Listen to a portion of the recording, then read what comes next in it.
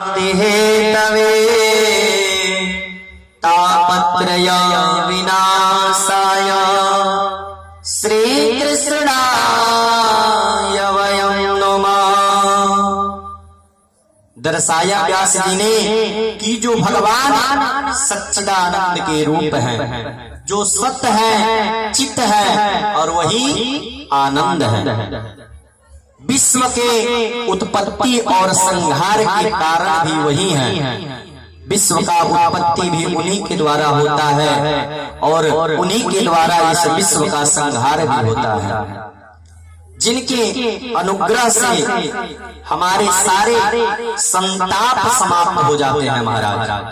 जो यह हमारे अंदर जो यह गर्मी है, जो टेंशन का गर्मी है, बाहर अगर एक सूर्य का तापमान इतना होता है तो इंसान सहन नहीं कर पाता है, तो अंदर यह जो टेंशन का गर्मी है, 3 माने 10, असन माने सूरज, बताइए 10 सूरज का गर्मी जिसके अंदर हो वह कैसे बर्दाश्त होगा। तो व्यास जी ने दर्शाया सबका संतापों का हरण करने के लिए तापत्रय विनाशाय श्री कृष्णाय वयं नमः। इन सब संतापों का हरण कर लेते हैं। ऐसे गोविंद के चरणों में हम सब बार-बार प्रणाम करते हैं। व्यास जी ने अकेले प्रणाम नहीं किया, हम सब प्रणाम करते हैं, ऐसा दर्शाया है। वयं नमः, नमः मतलब यह बहुवचन शब्द दर्शाया है व्यास जी ने कि हम सब उस गोविंद के चरणों में बार-बार प्रणाम करते हैं।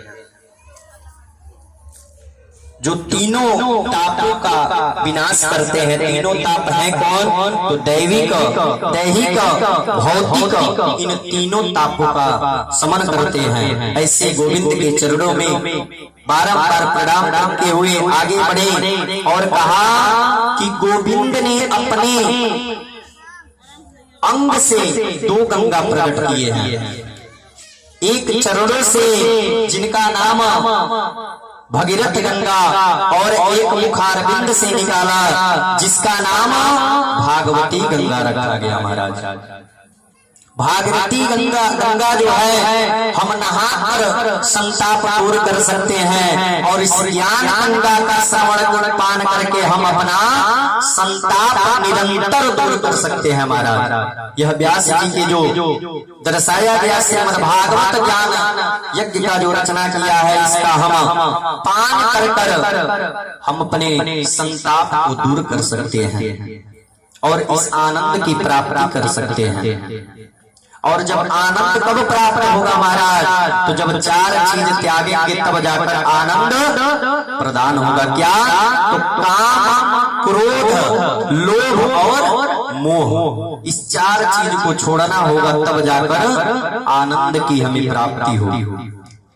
कलयुग में एक ऐसा गुण है कि प्राणी को कहीं जाने की आवश्यकता नहीं है। कलयुग में अपने घर में रहकर, अपने परिवार में रहकर भगवान का संकीर्तन कर हम अपने नैया को भवसागर से पार कर सकते हैं हमारा। कलयुग का यह एक विशेष जो है वह रूप है कि प्रभु के नाम का गुणगान करके भाव त्याग अपने मन में हम अपने नैया को भवसागर से पार कर सकते हैं।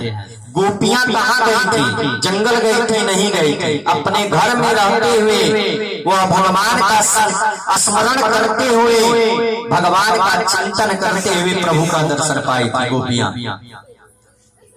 दर्शाया गया है कि सबरी ने कहाँ पर वेद पढ़े, गोपी कब गई पाठशाला, गजराज ने कहाँ पर मंत्र पढ़े, कुब्जा में चंदन घिस डाला। कि सबरी कहाँ गई थी? जंगल में। सबरी गई जंगल में, लेकिन प्रभु का स्मरण किया, प्रभु के प्रति अपने मन में निष्ठा लाया, भाव लाया। एक दिन ऐसा आया कि प्रभु का दर्शन पाया।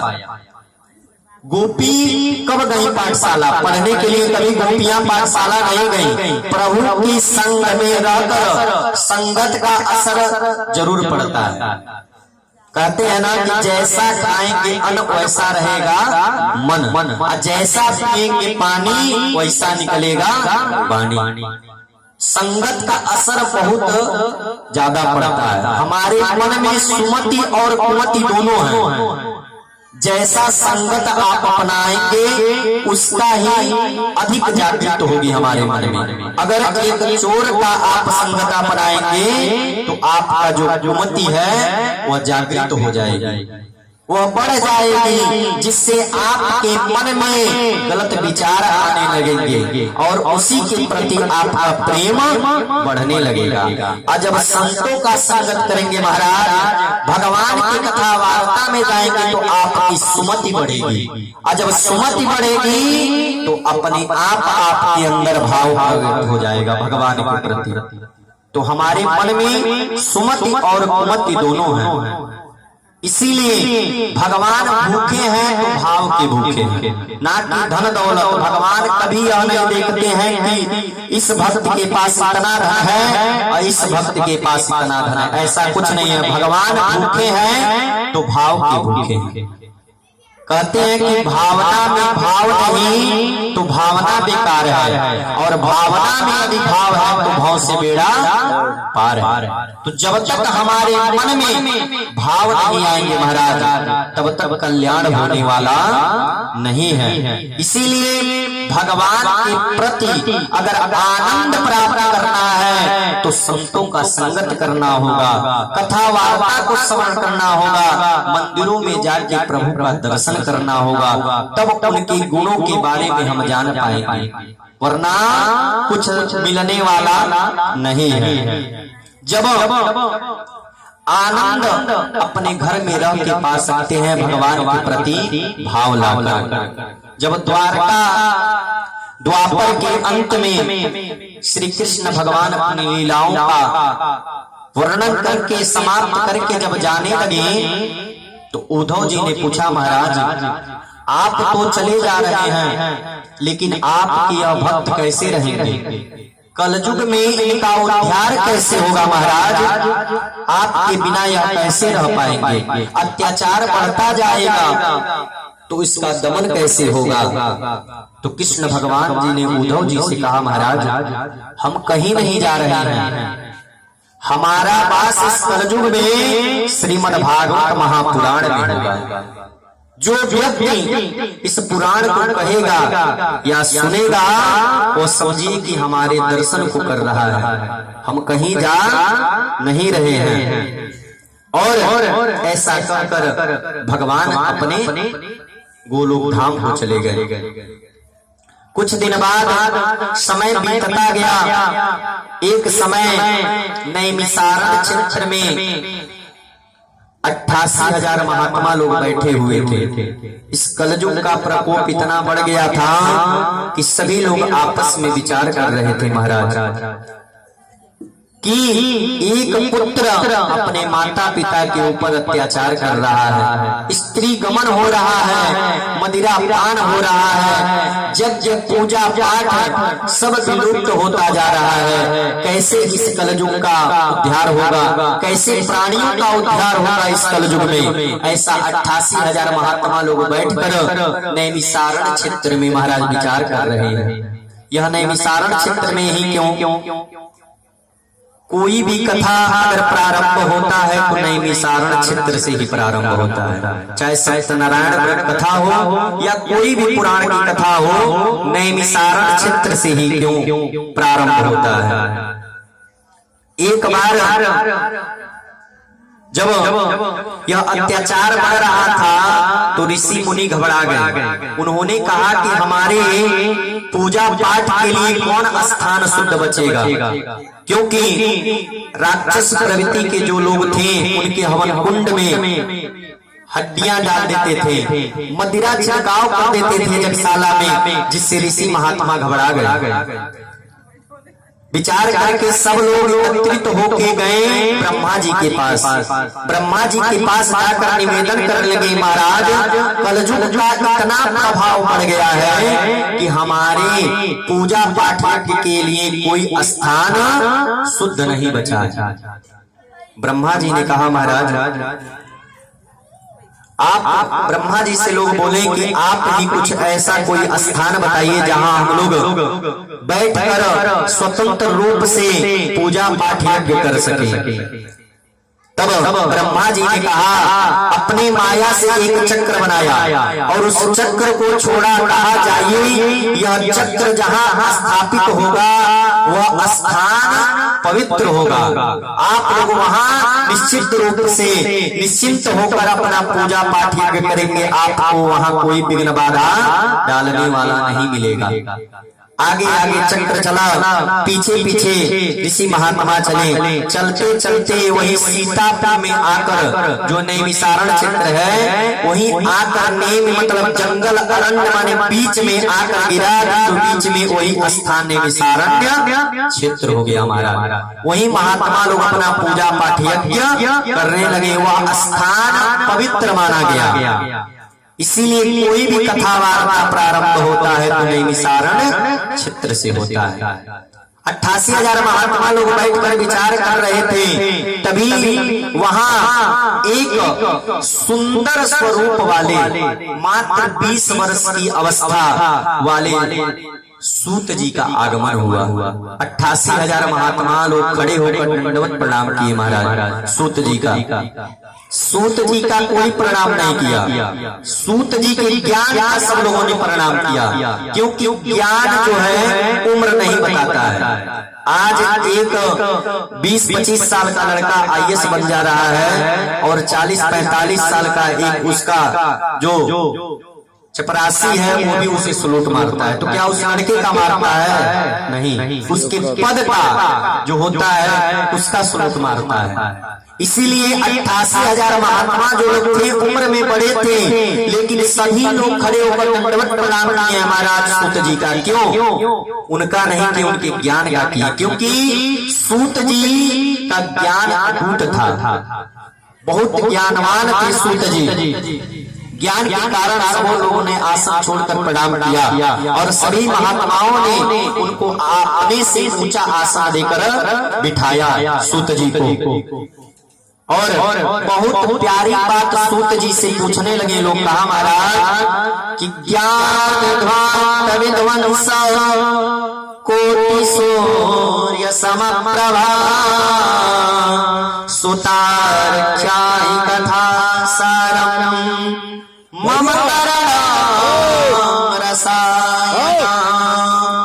कहा कि हे सूत जी, बेटा राजू, आपका ज्ञान करोड़ों सूर्य के भांति प्रकाशमान है महाराज।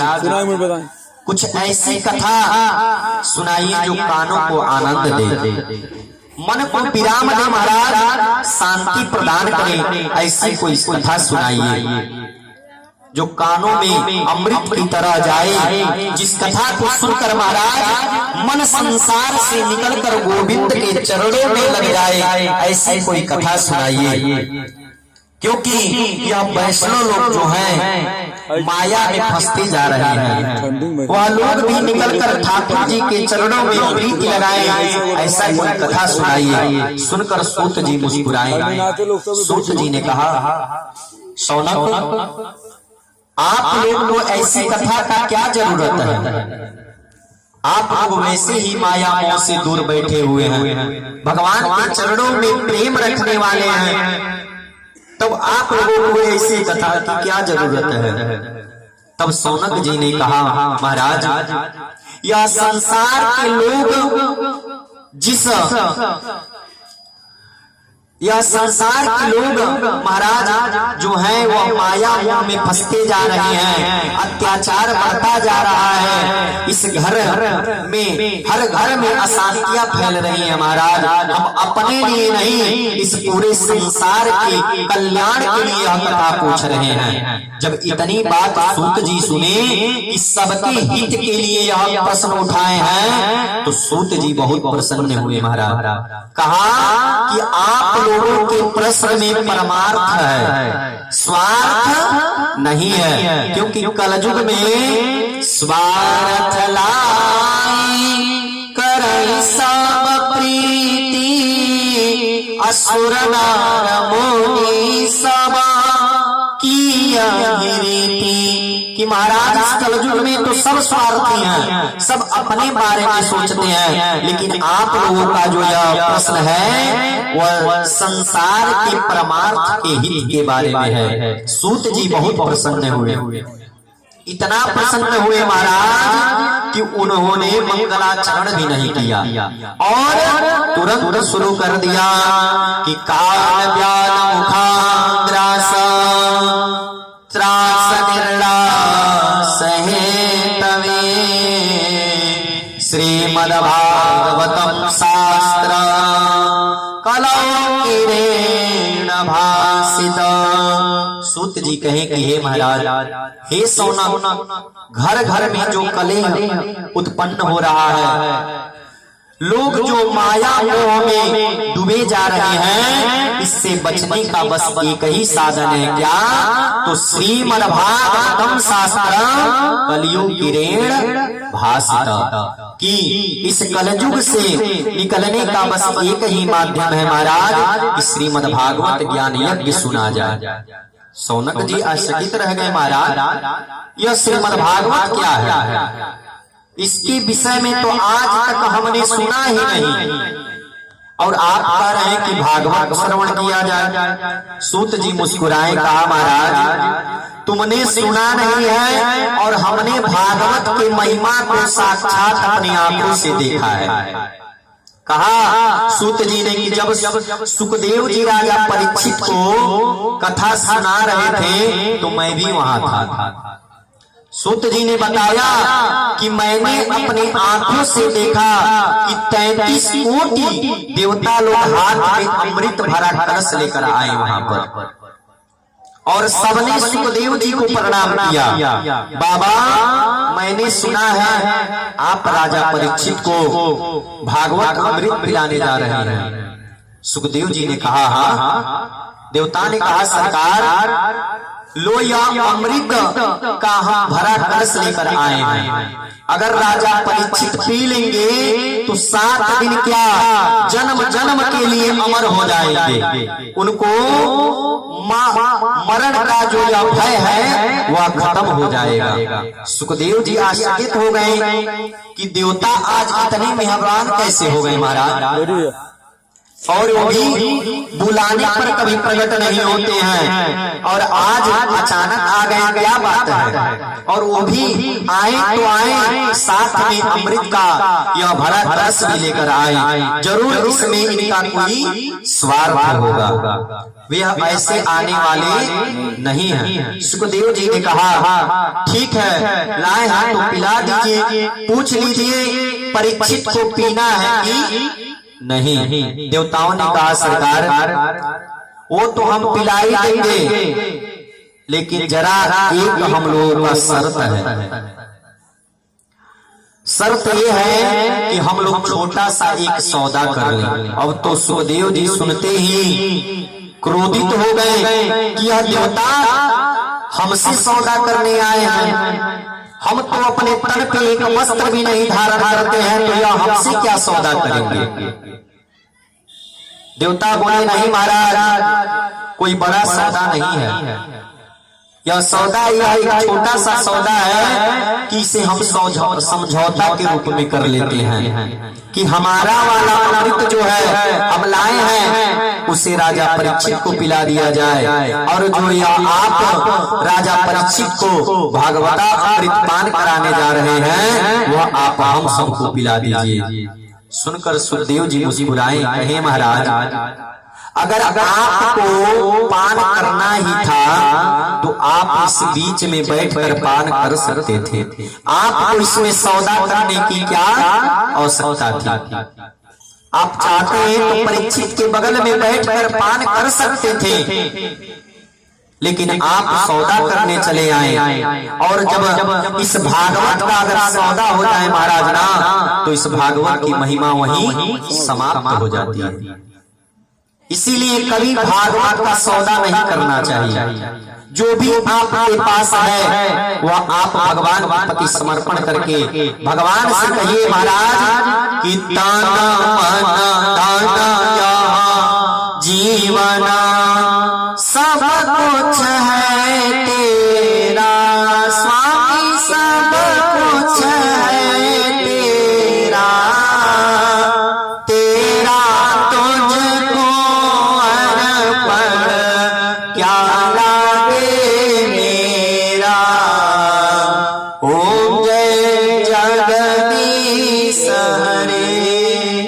कि महाराज यह जो तन दिया है आप ही का है, यह जो धन है आप ही का है महाराज, हमारा कुछ नहीं है। तेरा तुझको अर्पण क्या लागे मेरा, भगवान के प्रति जितना आपका है श्रद्धा से आप समर्पण कर दीजिए भगवान को। सुखदेव जी बड़े नाराज हुए, कहा मूर्ख देवताओं, तुम सौदा करने चले आए, इसको बांटा तो जा सकता है पर बेचा नहीं जा सकता। सुखदेव जी देवताओं को भगा दिया, यह अमृत नहीं दिया महाराज।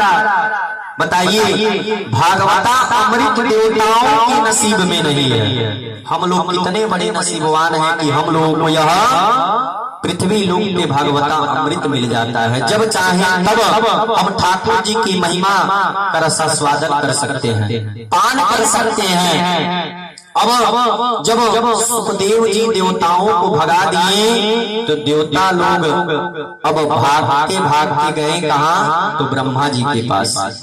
ब्रह्मा जी के पास जाकर शिकायत करने लगे, कहा महाराज ऐसा कौन सा हमने पाप किया था कि आपने हमको देवता बना दिया। ब्रह्मा जी आश्चर्यचकित हो गए, महाराज सब लोग चाहते हैं कि हम देवता बन जाएं और आप लोग कह रहे हैं कि देवता बना के हमने पाप कर दिया, क्या हुआ। तब देवताओं ने कहा महाराज हम स्वर्ग में तो अमृत प्राप्त कर सकते हैं, लेकिन हमसे ज्यादा भाग्यवान यहाँ पृथ्वी लोक के लोग हैं महाराज, जहाँ भागवता अमृत जब चाहे तब पान कर सकते हैं, लेकिन हमको यहाँ नहीं मिल सकता है। ब्रह्मा जी भी घबरा गए कि आखिर इस भागवत में है क्या। अब वह सोचने लगे कि इस भागवत में है क्या। इसकी महिमा को जानने के लिए ब्रह्मा जी ने सभी ग्रंथों को एक तरफ रखा तराजू के, और श्रीमद् भागवत महापुराण को एक तरफ रखा, तो सबसे भारी अगर निकला तो श्रीमद् भागवत महापुराण निकला। महाराज प्रेम से बोले श्रीमद् भागवत महापुराण की जय, भक्तवत्सल भगवान की जय। सभी ग्रंथों से यह वजनदार निकला कि जग के सब लाभ पराजित है, सतसंगति वाले लाभों से, स्वर्गादि तुच्छ है तुलने पर, सतसंगति सुख के बातों से। कि सभी ग्रंथों से वजनदार निकला महाराज तो क्या, श्रीमद् भागवत महापुराण। तब सारे ऋषियों ने आश्चर्यचकित होकर श्रीमद् भागवत को स्वीकार किया। सूत जी ने कहा यह तो नारद जी की बहुत बड़ी कृपा हमारे ऊपर है कि उनके कृपा से जन जन में इन्होंने प्रचार कर दिया, कि जिससे श्रीमद् भागवत महापुराण की महिमाओं को हम लोग जान सके। एक बार ऐसा हुआ कि नारद जी बद्रिका आश्रम गए, वहां पहुंच